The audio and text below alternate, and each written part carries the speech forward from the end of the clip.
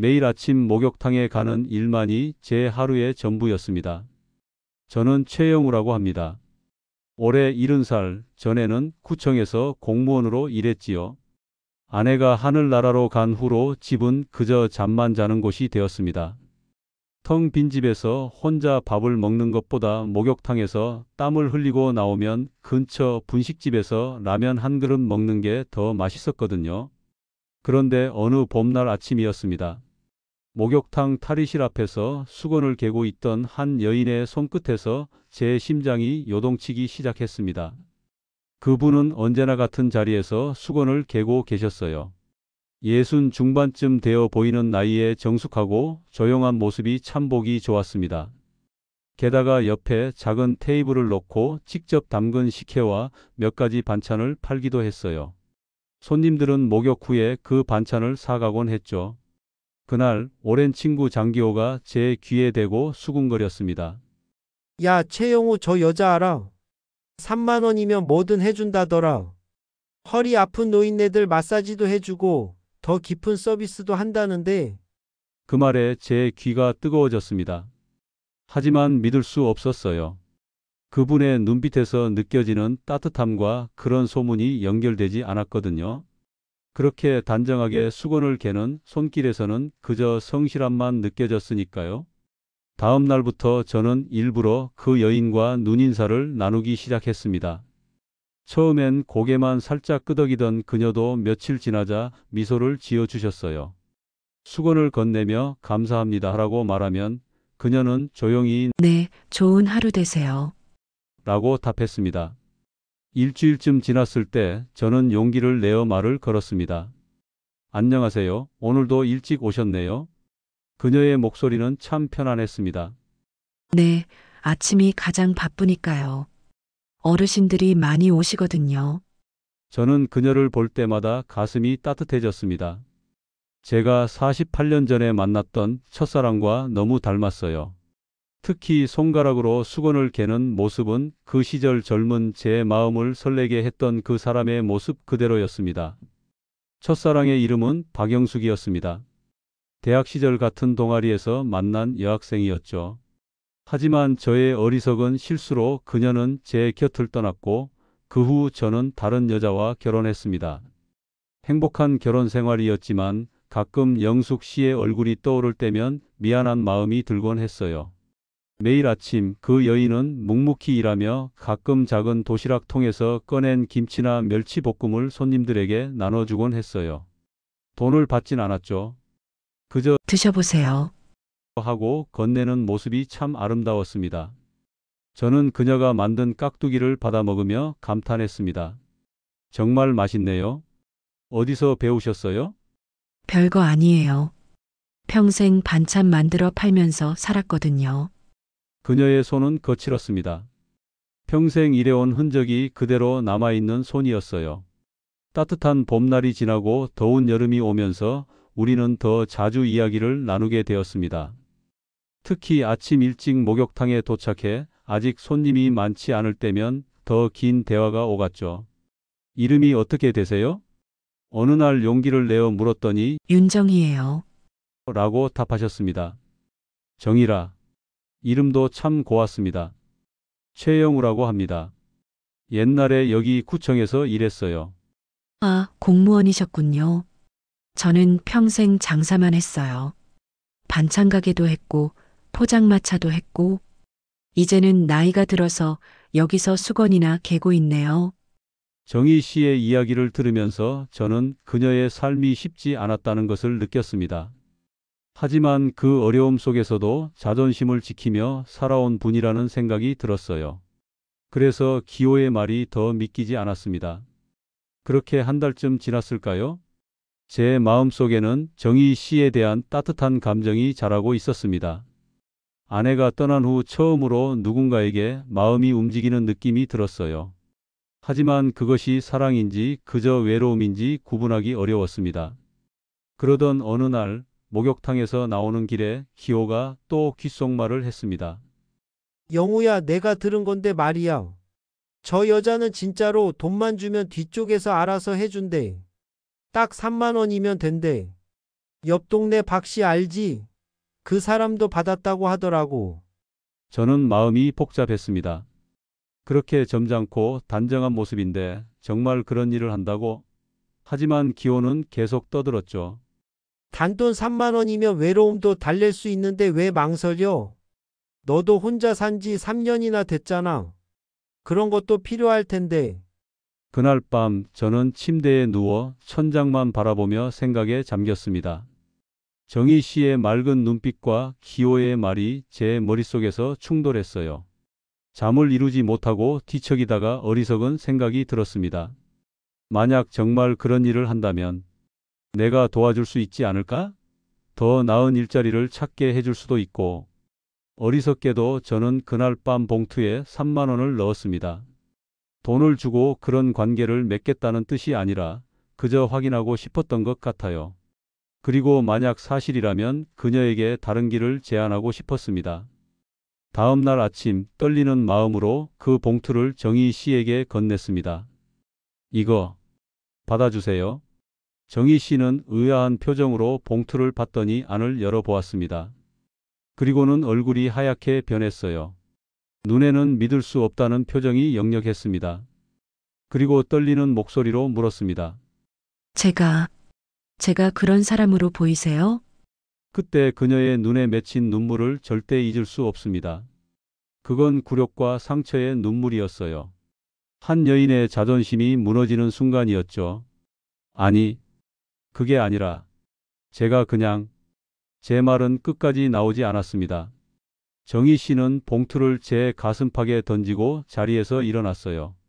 제가 비록 가난하게 살아도 평생 그런 짓은 안 했습니다. 목욕탕에서 수건이나 개고 반찬이나 팔아도 그것은 제 자존심을 지키는 방법이었어요. 그런데 당신까지 정희 씨는 수건을 내던지고 그대로 사라졌습니다.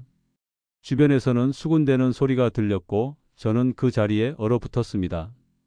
제가 무슨 짓을 한 걸까요? 다른 사람의 말만 듣고 이런 실수를 하다니. 집에 돌아와 저는 이불을 뒤집어 쓰고 한참을 울었습니다. 70년 인생에서 가장 부끄러운 날이었어요.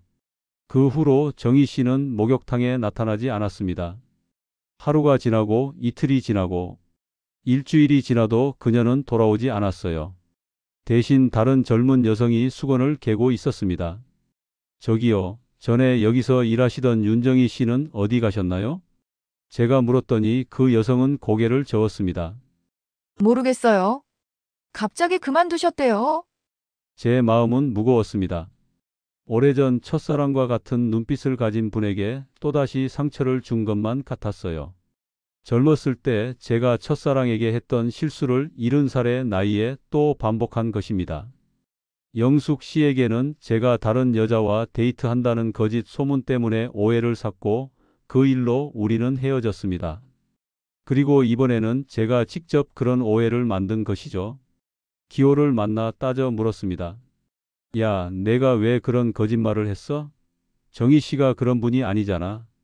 기호는 어깨를 으쓱했습니다. 내가 들은 게 그렇다니까. 박 씨가 그러더라고.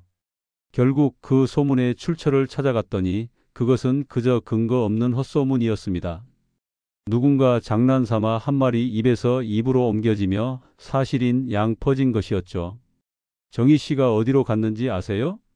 목욕탕 주인에게 물어봤지만 모른다고 했어요.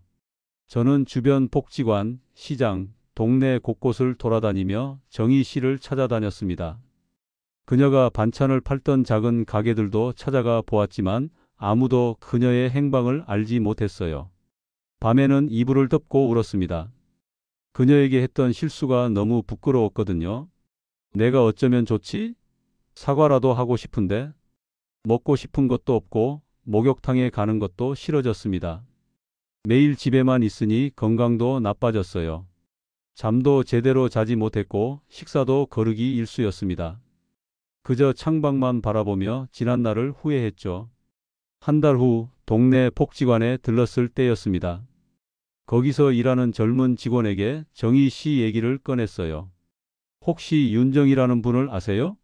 나이는 66 정도 되시고 아, 윤정희 선생님요? 여기서 청소일 하세요. 정말 조용하고 성실하신 분이에요. 요즘엔 기분이 안 좋으신지 말씀도 별로 안 하시더라고요. 제 가슴이 쿵 내려앉았습니다. 그녀는 정말 열심히 살아온 분이었던 거예요. 목욕탕에서 수건개는 일 외에도 이렇게 복지관 청소까지 하며 생계를 꾸려나가고 있었던 것입니다. 혹시 지금 계신가요? 네, 지금 2층 화장실 청소하고 계실 거예요. 제 발걸음은 자연스레 2층으로 향했습니다. 그리고 복도 끝 여자 화장실 앞에서 청소도구를 들고 나오는 정희 씨를 발견했어요. 그녀는 더 야위어 보였습니다. 행복했던 미소는 찾아볼 수 없었고 손에는 고무장갑을 끼고 있었죠. 저는 그 자리에서 무릎을 꿇었습니다. 정희 씨, 정말 죄송합니다. 제가 많이 잘못했어요. 친구의 말만 듣고 그런 오해를 해서. 용서해 주세요. 목이 메었습니다. 눈물이 멈추지 않았어요. 70년을 살면서 이렇게 울어본 적이 없었습니다. 정희 씨는 놀란 표정으로 저를 내려다보다가 주변을 살폈습니다. 사람들이 우리를 쳐다보고 있었거든요. 일어나세요. 사람들이 봐요. 그녀의 목소리는 차갑지 않았습니다. 그저 조용했어요. 저는 천천히 일어섰고 정희 씨는 청소도구를 내려놓았습니다. 영우 씨, 저는 평생 깨끗하게 살아왔어요. 남편이 일찍 떠나고 딸 하나 키우느라 고생했지만 항상 떳떳하게 살았어요. 그런데 그날 너무 상처받았어요. 정말 미안합니다. 제가 어떻게 해야 용서받을 수 있을까요? 정희 씨는 한숨을 쉬었습니다. 시간이 필요해요. 지금은 그냥 각자의 길을 가는 게 좋겠어요. 그렇게 우리는 헤어졌습니다. 하지만 저는 포기하지 않았어요. 다음 날부터 매일 복지관에 찾아가 멀리서 그녀를 지켜보았습니다. 그리고 작은 쪽지와 함께 제가 직접 만든 도시락을 놓고 왔어요. 오늘도 수고하셨습니다. 맛있게 드세요. 마이너스 최영우 올림. 처음에는 도시락을 그대로 돌려보냈지만 일주일 정도 지나자 빈 도시락이 돌아왔습니다. 그것만으로도 저는 행복했어요. 조금씩 마음의 문을 열어주는 것 같았거든요. 그렇게 2달이 지났을까요?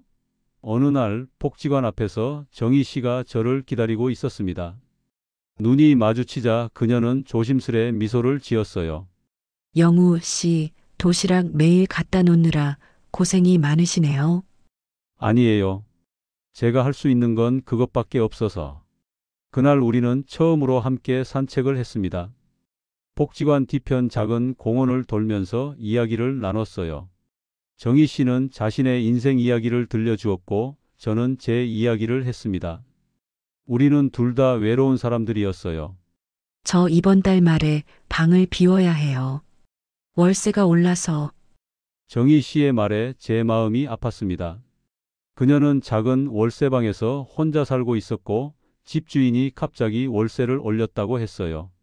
그럼 우리 집으로 오시면 어떨까요? 방이 2개라 각자 쓸 수 있어요. 제가 조심스레 제안했습니다. 정희 씨는 깜짝 놀란 표정이었어요. 그게 무슨 말씀이세요? 남녀가 같이 산다는 건.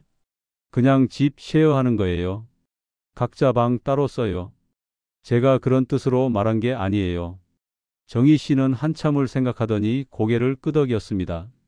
알겠어요. 하지만 제가 월세는 내야 해요. 적더라도. 그렇게 정희 씨가 제 집으로 이사를 오게 된 거예요.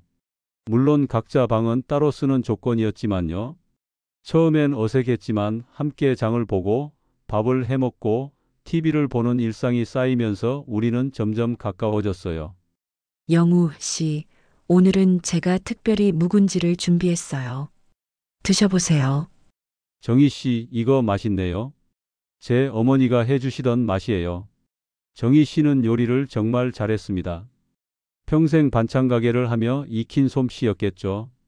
저는 그녀가 만든 음식을 먹으며 행복을 느꼈어요.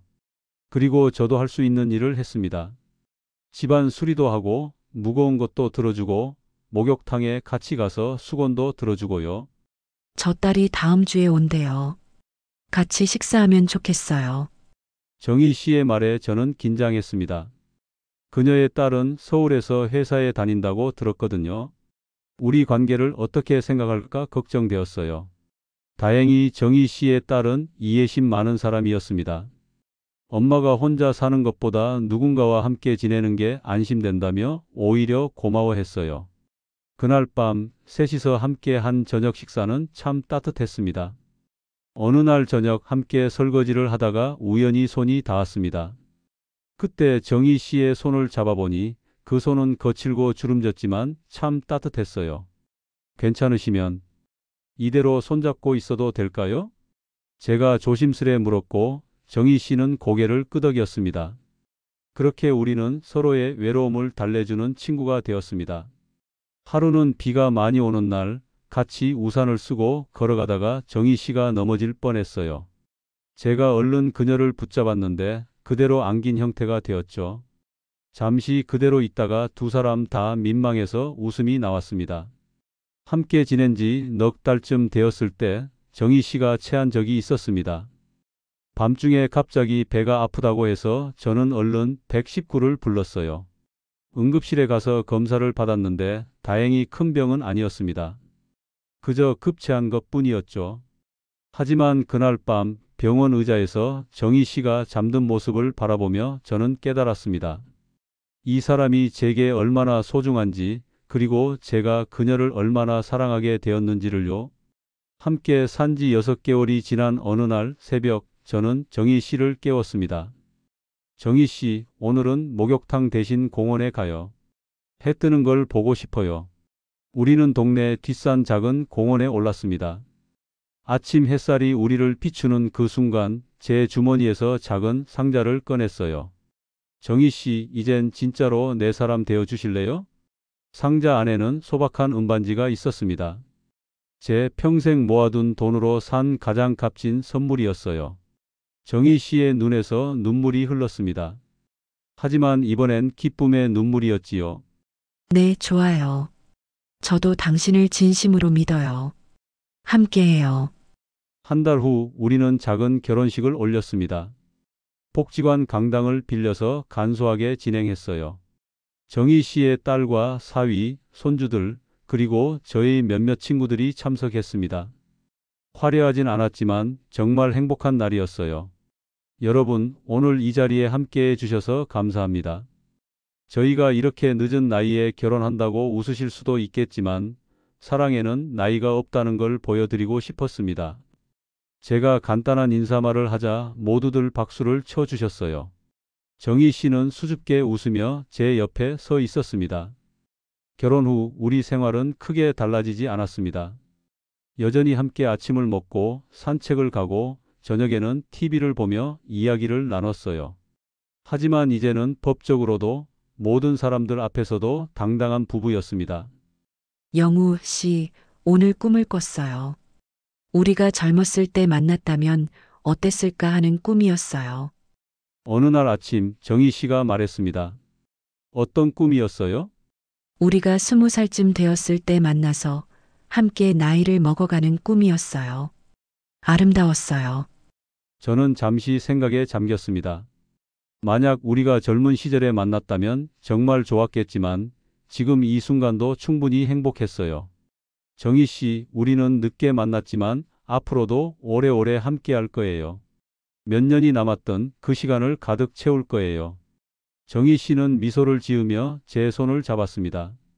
네, 영우 씨. 함께해요. 끝까지. 70세의 나이에 다시 시작된 사랑, 그건 욕망도 오해도 아닌 따뜻한 손 하나 잡고 싶은 마음이었습니다. 처음에는 오해로 시작된 인연이 이렇게 아름다운 사랑으로 변할 줄 누가 알았을까요? 정희 씨와 저는 이제 함께 아침을 맞이하고 함께 노을을 바라봅니다. 가끔은 예전 그 목욕탕에도 같이 가요. 이제는 정희 씨가 그곳에서 일하지 않지만 그곳이 우리에겐 특별한 장소니까요. 사람들은 우리를 보며 웃어요. 70살에 새 출발을 한 노부부라고요. 하지만 우리는 상관없습니다. 서로에게 있어 우리는 첫사랑처럼 설렙니다. 인생은 참 알 수 없는 여정입니다. 제가 그날 목욕탕에서 그런 실수를 하지 않았다면 아마 정희 씨와 이렇게 깊은 관계가 되지 못했을 거예요. 때로는 실수와 오해가 새로운 시작이 되기도 하나 봅니다. 혹시 지금 당신 곁에도 그런 사람이 있다면 용기를 내세요.